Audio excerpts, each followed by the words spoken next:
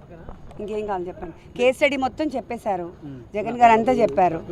మీరు హైలైట్ చేసుకోవాల్సింది ఏంటంటే ఈరోజు మనం ఈ సత్యవర్ధన్ కేసులో జస్ట్ 20,000 కోసము వంశీ గారు తన్ని కిడ్నాప్ చేసి తీసుకెళ్లారు అని చెప్పారు కదా. ఇప్పుడు ఆ 20,000 రికవర్ చేసుకోవడానికి ఎక్కడి నుంచి, వంశీ గారి దగ్గర నుంచి 20,000 రికవర్ చేసుకోవడానికి పోలీస్ కస్టడీ 10 రోజులు అడుగుతున్నారు.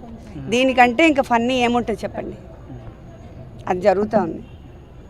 ఇంకా మా కేస్ స్టడీ అంతా జగన్ గారు అంతా ఎక్స్ప్లెయిన్ చేశారు కదా నీట్గా. ఇంకేమైనా కావాలంటే చెప్పండి. వంశీ గారు చాలా ధైర్యంగా ఉన్నారు.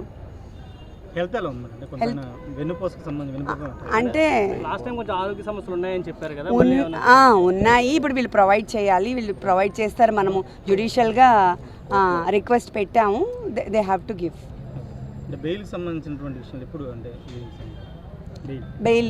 బెయిల్కి మనం రిక్వెస్ట్ పెట్టాము.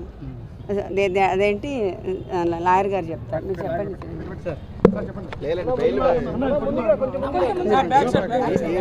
ఈరోజు యాక్చువల్గా ఎమ్యూనిటీస్ కోసం బెయిల్ పిటిషన్ కోసం ఉంది, నోటీస్ ఇవ్వాలి. నోటీస్ ఇచ్చిన తర్వాత ఇప్పుడు ఈ కస్టడీ పిటిషన్ కూడా ఉంది. ఇవన్నీ కలిపి ఉంటారు. It will take little time, ఒక 3-4 days పడుతుంది.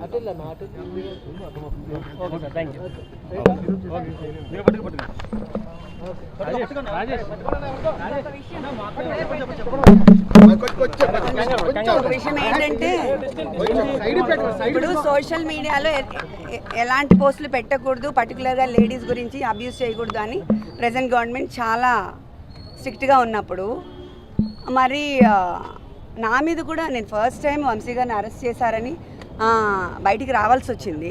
నేను that's the same thing I'm sharing with all the media.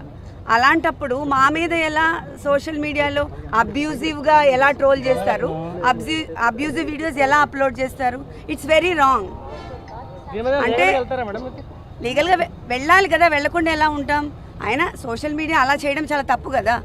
అంటే ఒక పార్టీకి సంబంధించిన వాళ్ళు మాత్రమే ప్రొటెక్ట్ అవ్వాలి, ఇంకా అదర్ సైడ్ పార్టీ వాళ్ళు విమెన్ కాదా?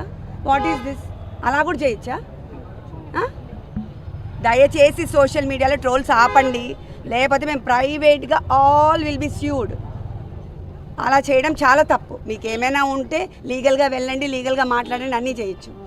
కానీ విమెన్ మీద అబ్యూజివ్ సోషల్ మీడియా పోస్ట్ దయచేసి పెట్టద్దు.